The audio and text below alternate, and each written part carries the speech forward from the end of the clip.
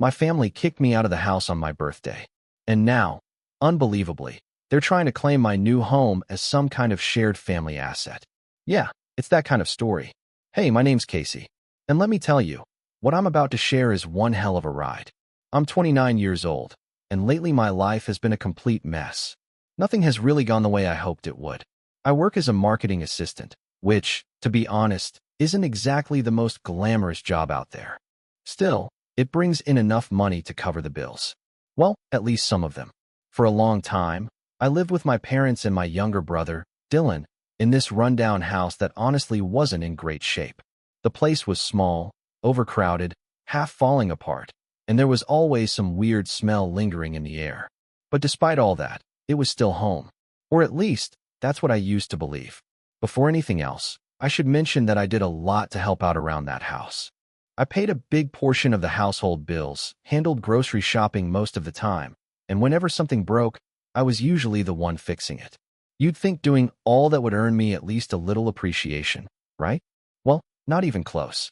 Almost every time I walked into a room, I'd hear my mom, Brenda, talking to me like I was some kind of disappointment.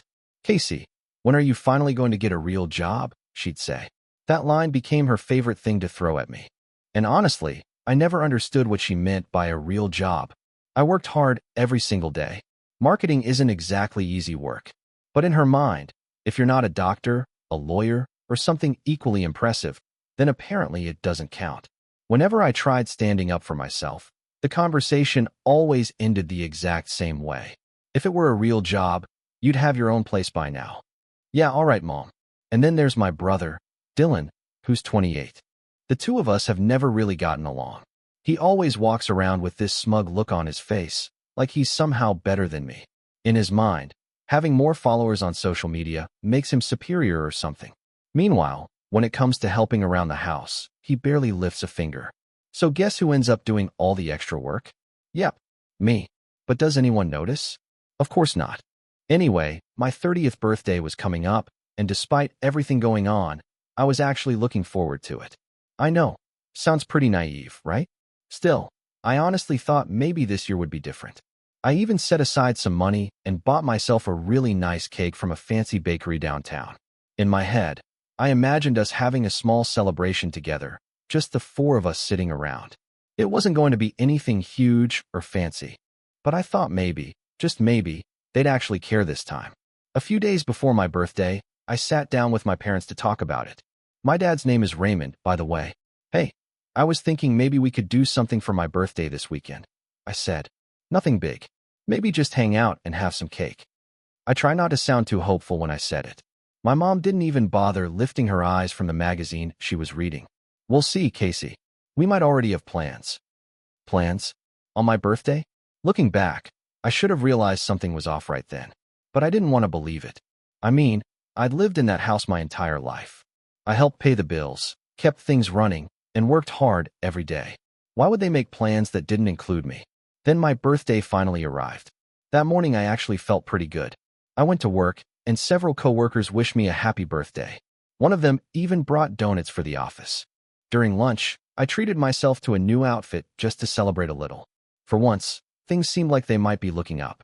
Part of me even thought maybe I'd come home and find some kind of small surprise waiting. Nothing crazy. Maybe a card, maybe a cake, maybe just a simple happy birthday. Something. Anything. But the moment I pulled into the driveway, my stomach dropped. All my belongings were sitting out on the front lawn. Boxes, bags, clothes, books. Everything I owned had been tossed outside like it was garbage. I jumped out of the car immediately, my heart pounding in my chest. I rushed toward the porch, and there they were. My mom, my dad, and Dylan were all standing there, staring at me. It felt like some kind of twisted family meeting. My thoughts were racing so fast I couldn't even think straight. What's going on? I asked, trying my best to keep my voice steady. My mom stepped forward. Her face looked cold, completely emotionless. Casey, it's time for you to move out, she said flatly. You're not welcome here anymore. I just stood there, frozen in place. My brain couldn't process what I'd just heard. Move out. On my birthday? What kind of sick joke was this supposed to be? I turned to my dad, hoping he'd say something. Maybe he'd step in and explain that this was all some kind of misunderstanding. But he didn't. He just stared down at the ground with his hands shoved in his pockets, avoiding my eyes. At that moment, anger and confusion hit me all at once. "But it's my birthday," I said. "Where am I supposed to go?" My voice cracked, and I hated how desperate I sounded. That's when Dylan finally spoke up. He had this smug grin on his face that made me want to scream. "Maybe you should have thought about that before being such a burden all these years." A burden? I was the one helping pay the bills. I bought groceries. I was the one keeping that crappy house from falling apart. How exactly did that make me the burden? I looked back at my mom, practically begging for some kind of explanation that made sense. But she just shook her head. "It's not enough," she said sharply.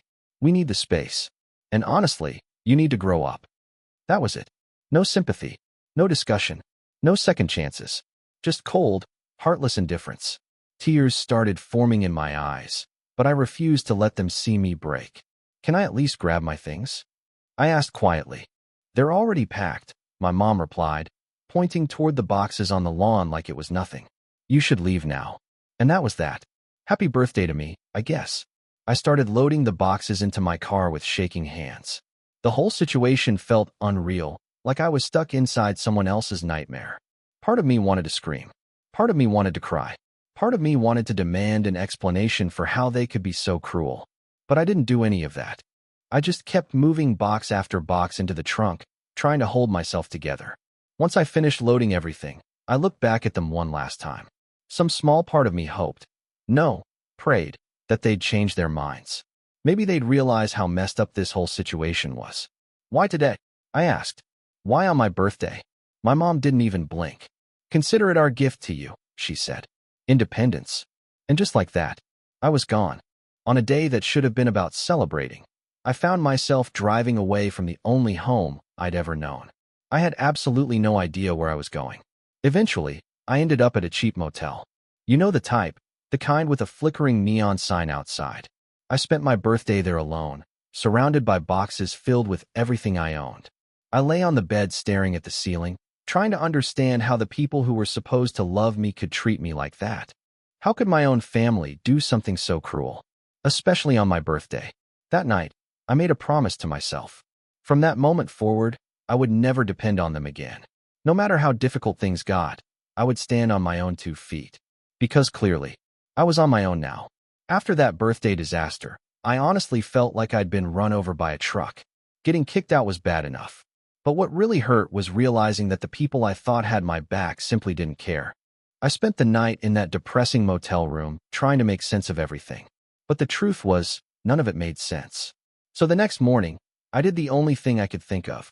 I threw myself into work. I mean, what else was I supposed to do? I couldn't just sit around feeling sorry for myself forever.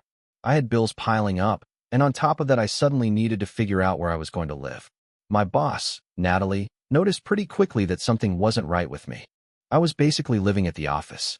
Most nights I'd still be there long after everyone else left, hunched over my laptop, answering emails nonstop, like some kind of robot on autopilot. Natalie is incredibly sharp, so it didn't take long before she pulled me aside to check in. One evening, when the office was nearly empty, she found me sitting alone at my desk. "Casey, can we talk for a minute?" she asked, leaning against the wall of my cubicle. I looked up at her, and judging by the way her face changed, I must have looked terrible. "You're going to work yourself into the ground if you keep this up," she said with a concerned frown. "What's going on with you?" At first I tried to brush it off, but the moment she asked, everything just spilled out of me. I told her the whole story, how my family had kicked me out of the house, how I was stuck living in this miserable motel, and how all my belongings were still sitting in boxes. As I talked, Natalie's expression softened. She didn't interrupt or try to lecture me.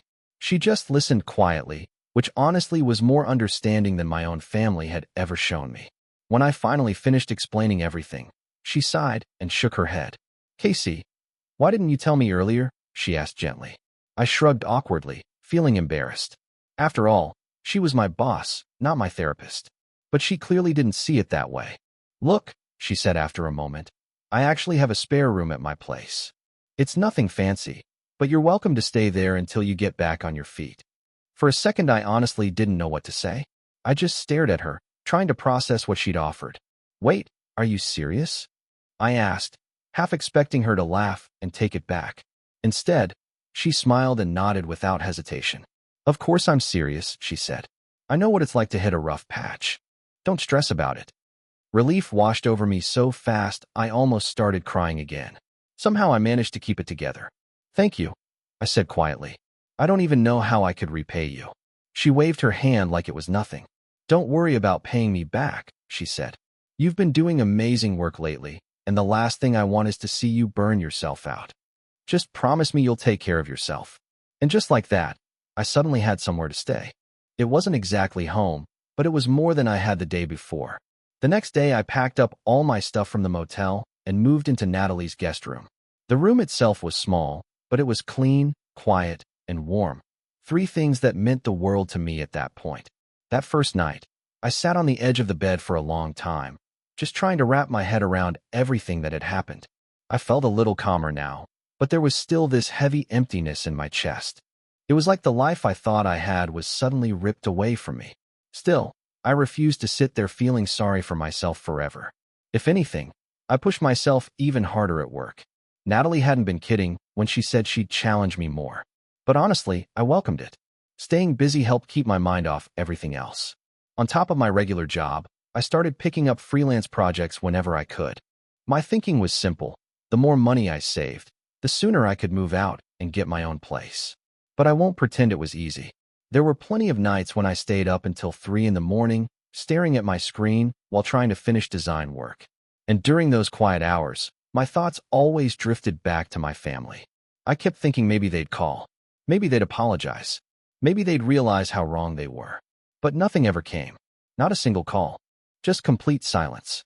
During all of this, my best friend Trevor was a lifesaver. We'd been friends since college, and even though we lived in different cities now, we always stayed close. When I told him everything that had happened, he was furious.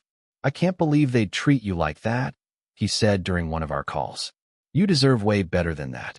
He wasn't wrong, but hearing it still hurt. "Yeah, well, it is what it is," I muttered. "I just have to keep moving forward."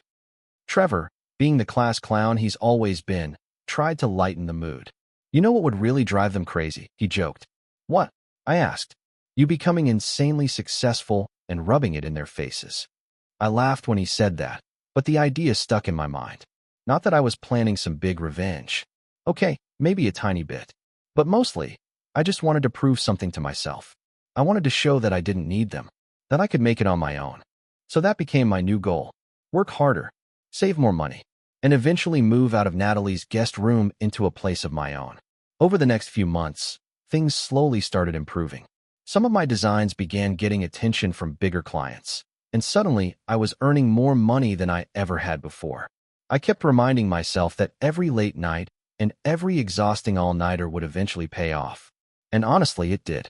Little by little, I was rebuilding my life one project at a time. For the first time in a while, I started feeling like maybe I didn't actually need my family after all. Sure, what they did still hurt. And honestly, it probably always would. But I was proving to myself that I could survive without them. Actually, I wasn't just surviving. I was thriving, and that felt pretty damn good. One afternoon, Natalie called me into her office, wearing this huge grin. "Casey, I've got some good news for you," she said.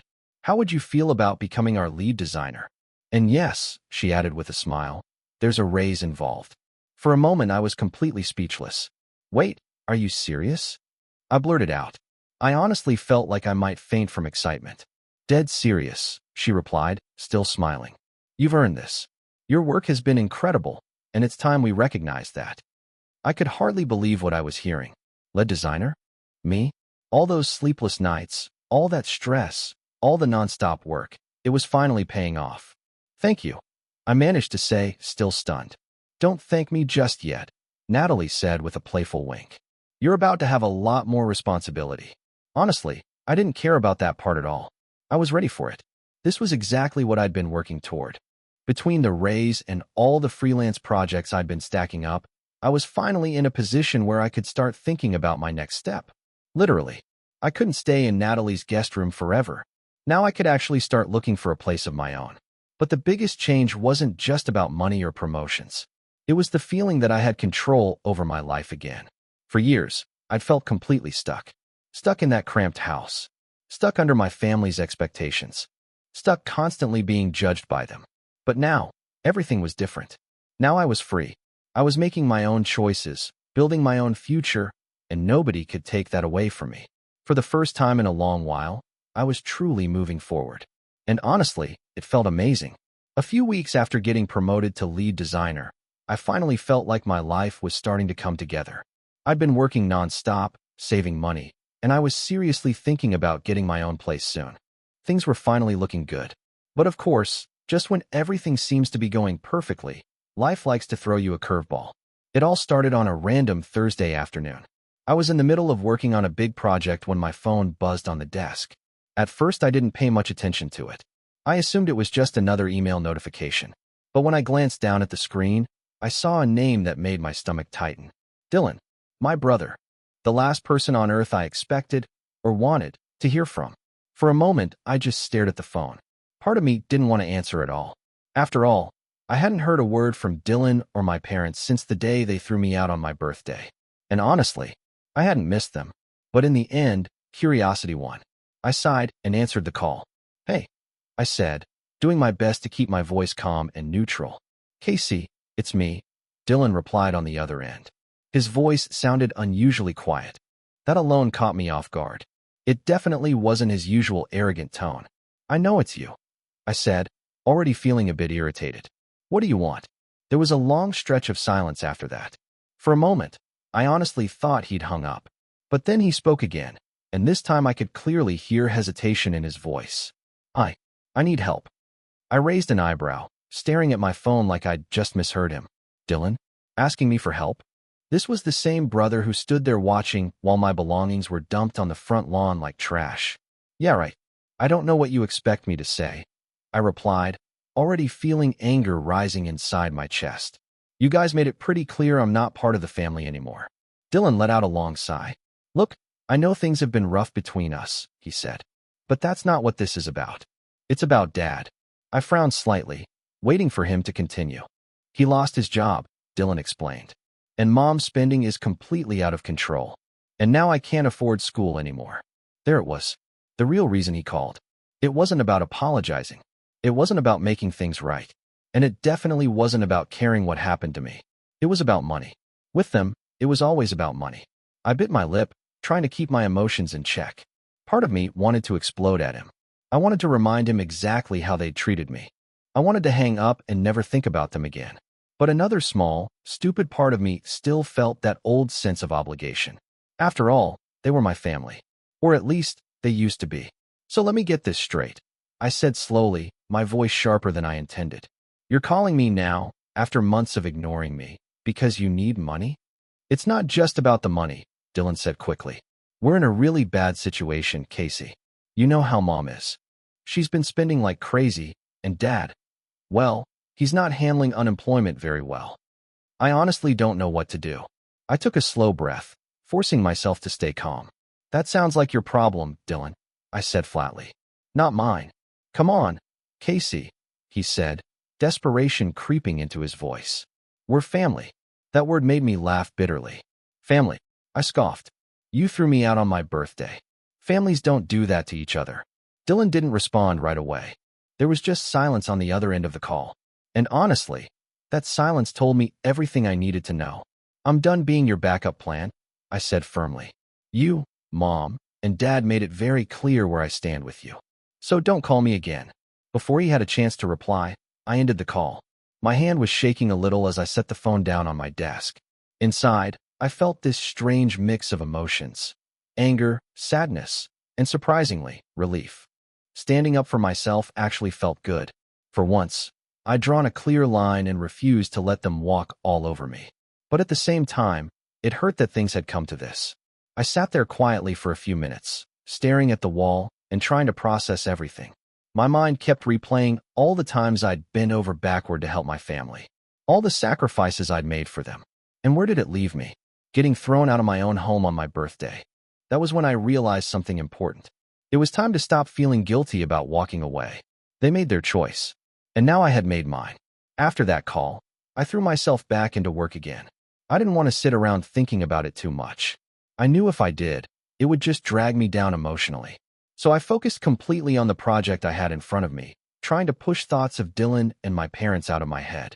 But the truth is, once those thoughts creep in, they're hard to shake. That night, lying in bed, I kept replaying the conversation over and over again. I thought about what I could have said differently, what I should have said. Part of me still wanted to believe that maybe, deep down, they were sorry. But I knew better than that. They didn't call because they missed me. They didn't call because they regretted what they'd done. They called because they needed something from me. And I refused to let them use me again.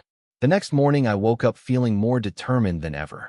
From that moment on, my focus was going to be on me, my life, my career, and my future. There was no point looking back anymore or wondering how things could have been different. They weren't. That was just the reality. So I made another promise to myself. I wasn't going to let my family drag me down ever again. I'd already been through enough, and I was finally starting to build something good for myself. There was no way I was going to let them destroy that. Sure, a small part of me still felt guilty for cutting them off, for not helping when they were obviously struggling. But then I reminded myself of something important. Where were they when I needed help? Where were they when I was the one struggling? Exactly. I didn't know them anything. So I kept pushing forward. I worked hard, saved my money, and stayed focused on building a better future. And whenever that old guilt started creeping back in, I reminded myself of that phone call. They made their choices. Now they had to live with them. I wasn't going to be their safety net anymore. And honestly, it felt incredibly freeing. Eventually, after months of saving and working nonstop, I finally had enough money to buy a really nice apartment.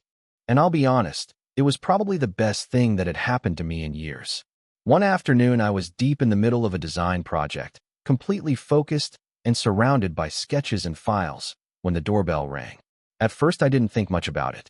I figured it was probably just a package. I'd been ordering a lot of equipment and supplies for work lately, so deliveries were pretty normal. But when I checked the security camera, my entire body froze.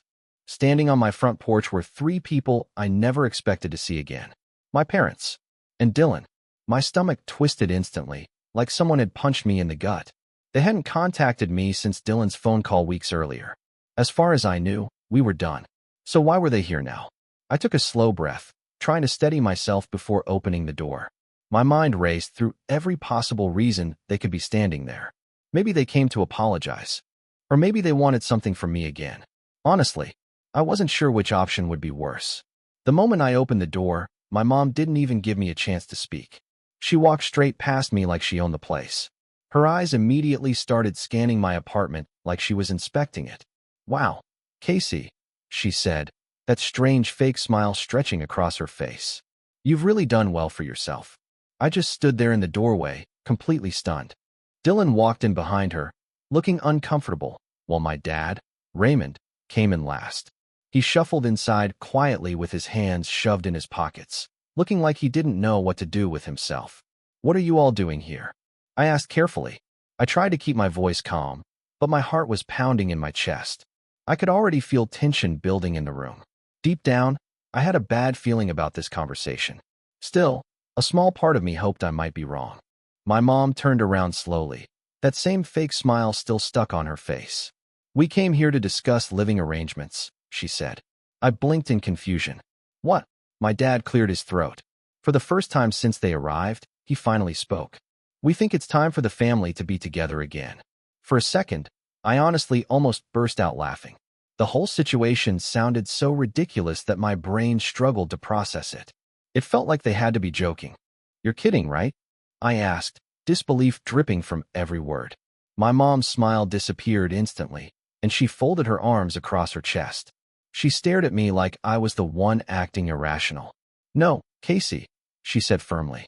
"We've talked it over, and we think it's time the family starts living together again." I just stared back at her, completely speechless. This had to be some kind of twisted prank. "After everything that's happened?" I said slowly. "You kicked me out on my birthday, and now suddenly you want to move into my place." Dylan, who had been standing quietly up to that point, finally spoke up.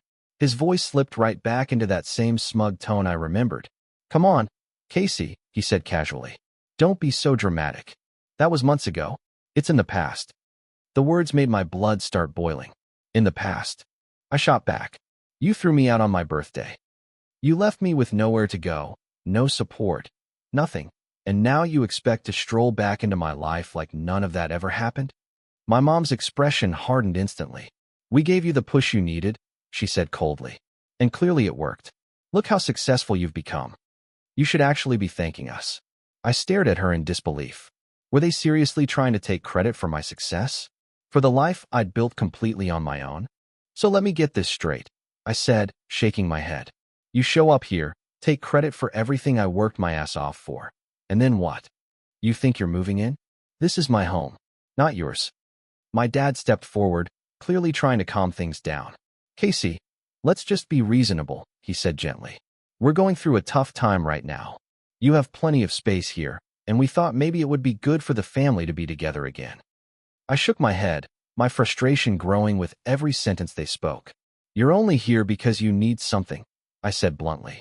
You didn't care about me when I was struggling, but now you expect me to help you? That's not how this works. My mom's face twisted with anger. We are your family, Casey, she snapped. We sacrificed for you. Everything you have is because of us. That was the final straw. Sacrificed. I repeated.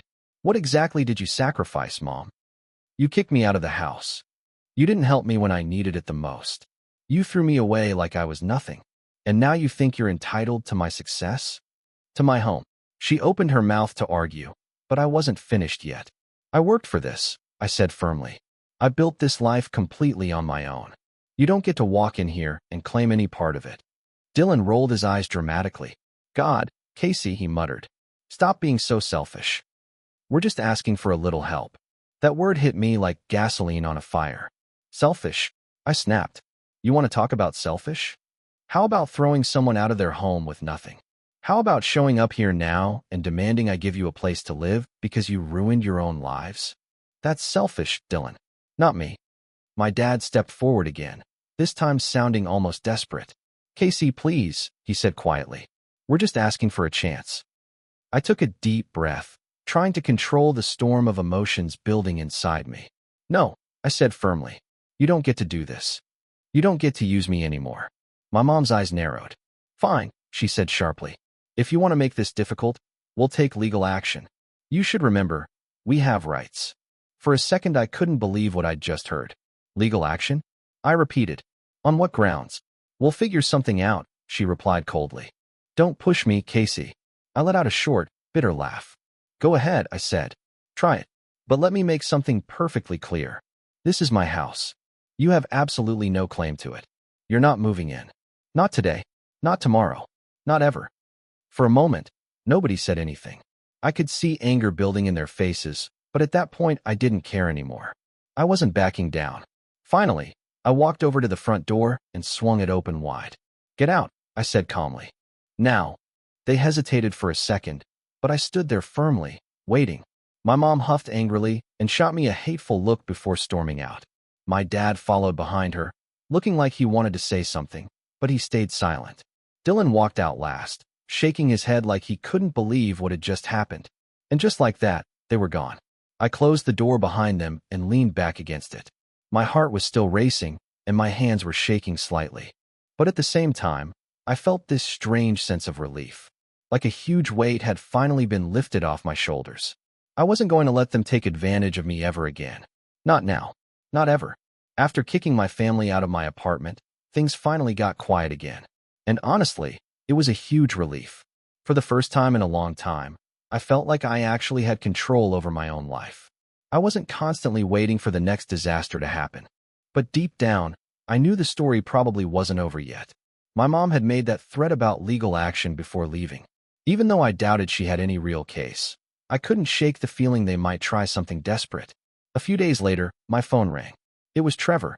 Trevor is one of my closest friends, and luckily for me, he also happens to be a lawyer. I'd mentioned my family situation to him before, but only briefly. Now that things had escalated, I figured it was time to get some serious advice. Hey Casey, Trevor said when I picked up. You got a minute to talk? Yeah, I said. What's going on?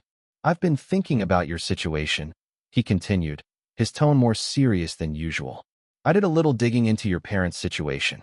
You mentioned they've been having financial problems, and you're worried they might try something shady. Well, it's actually worse than you think. My stomach sank when I heard that.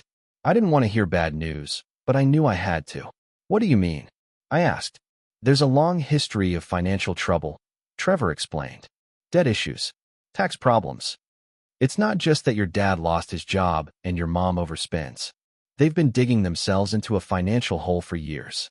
And now that you've made it clear they can't rely on you, they're getting desperate. I sat there quietly, processing everything he was telling me. My mind flashed back to my mom's smug threats about legal action, the entitlement in her voice. Suddenly it all made sense. This wasn't just about needing help. They were looking for a way out of the mess they created, and they saw me as the solution. So what do? I asked, feeling that familiar weight of stress settle on my shoulders. Trevor paused for a moment before answering. First thing you need to do is protect yourself. They probably don't have a strong legal case to take anything from you.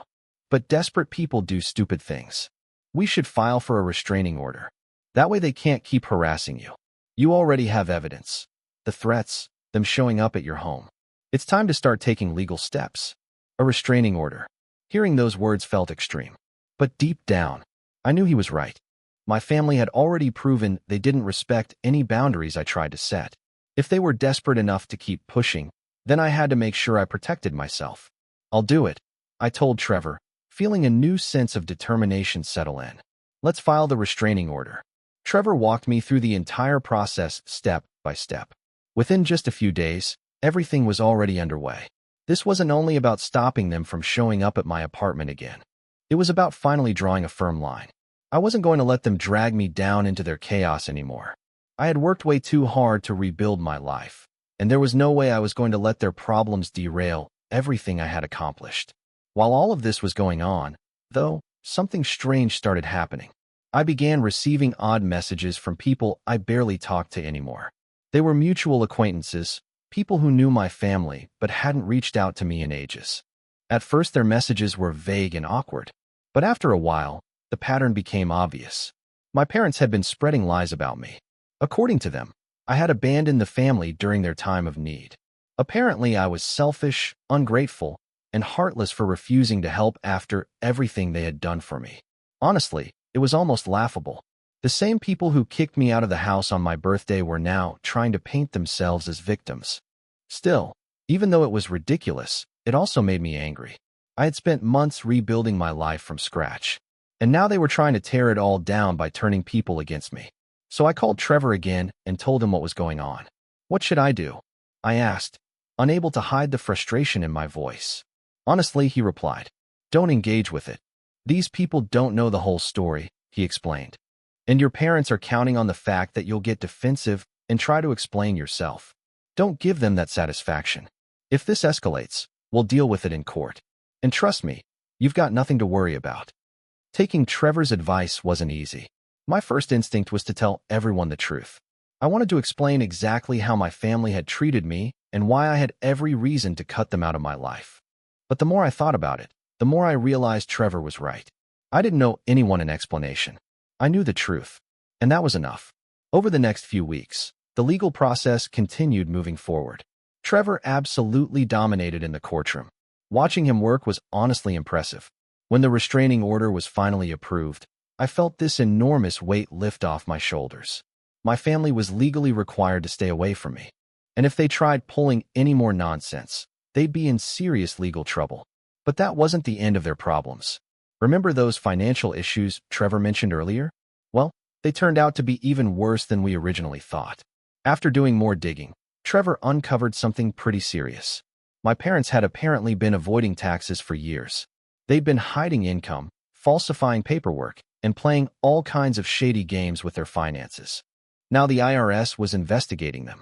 In a strange way, it felt almost poetic watching their entire house of cards collapse. The mess they created for themselves was finally catching up to them. As much as part of me thought I should feel sorry for them, I didn't. They had made their own decisions, and now they had to deal with the consequences. I wasn't going to swoop in and rescue them anymore. One evening, after things had finally started settling down, I found myself sitting quietly in my living room. I stared out the window for a while, thinking about everything that had happened over the past year. The whole experience had been exhausting, but strangely enough, I also felt something I hadn't felt in a long time. Closure. For years I'd felt trapped by my family, their expectations, their manipulation, their guilt trips. But now, for the first time in my life, I actually felt free. Later that night, Trevor called to check in on me. "So how are you holding up?" he asked. "I'm good," I said. And for the first time, I truly meant it. "It's been a crazy journey," I admitted. "But yeah, I'm good." "You did the right thing, Casey," Trevor said. "They made their choices. And you made yours. Don't let anyone make you feel guilty for protecting yourself." I smiled quietly to myself after he said that. He was absolutely right. I had finally stood up for myself. And I wasn't going to feel guilty about it anymore. For far too long, my family had controlled how I felt and how I lived my life. But now that was over. Now I was the one in charge of my future. And honestly, that felt pretty damn good.